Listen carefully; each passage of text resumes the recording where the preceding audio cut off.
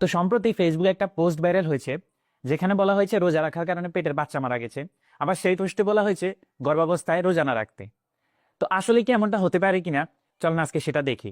আচ্ছা, মায়ের পেটে বাচ্চা আসলে কিভাবে বাঁচে? তো মায়ের গর্ভে বাচ্চা থাকে একটা থলির মধ্যে, যেটাকে বলা হয় অ্যামনায়োটিক স্যাক। তো এই থলির মধ্যে একটা বিশেষ তরল পদার্থ থাকে, যেটাকে বলা হয় অ্যামনিওটিক ফ্লুইড। তো বাচ্চা এই তরলের মধ্যে ভেসে থাকে, নাড়াচাড়া করে, এমনকি শ্বাস প্রশ্বাস নেওয়ার প্র্যাকটিসও করে। তো এই তরলটা আসলে কোথা থেকে আসে? গর্ভাবস্থার 20 সপ্তাহের পর থেকে এই তরলের প্রধান উৎস হলো বাচ্চার নিজের প্রস্রাব।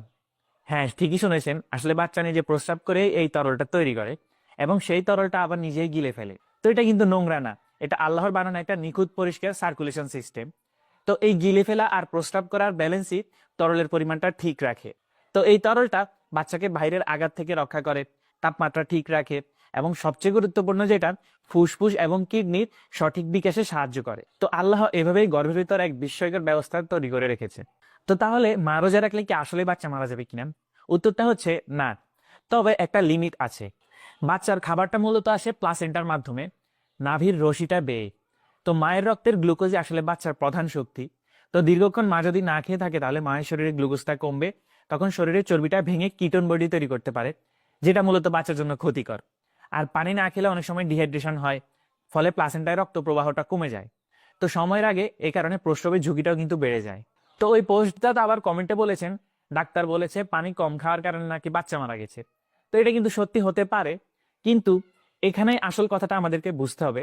বাস্তবে বাচ্চা মারা যায় হয়তো প্লাসেন্টার সমস্যায়, নয়তো মায়ের উচ্চ রক্তচাপ থাকলে, বা অনিয়ন্ত্রিত ডায়াবেটিস থাকলে, কিংবা মায়ের মারাত্মক রক্তশূন্যতায়। তো এই রোগগুলো আগে থেকেই থাকে, নিয়মিত চেক আপ না হওয়ার ফলে এগুলো ধরা পড়ে না। রোজা শুধু আসলে এখানে শেষ ধাক্কাটা দেয়। তো তাহলে গর্ভবতী মায়েরা আসলে রোজায় কি করবেন? চেষ্টা করবেন রোজার আগে একবার ডাক্তার দেখানোর জন্য। রোজা রেখে যদি মনে হয় আপনার বাচ্চা নড়াচড়া কমে গেছে, বা আপনি চোখে ঝাপসা দেখেন, কিংবা আপনার তীব্র মাথা ব্যথা হয়, বা অতিরিক্ত পাটা ফুলে যায় আপনার, তাহলে সঙ্গে সঙ্গে রোজাটা ভাঙবেন এবং দ্রুত হাসপাতালে যাবেন।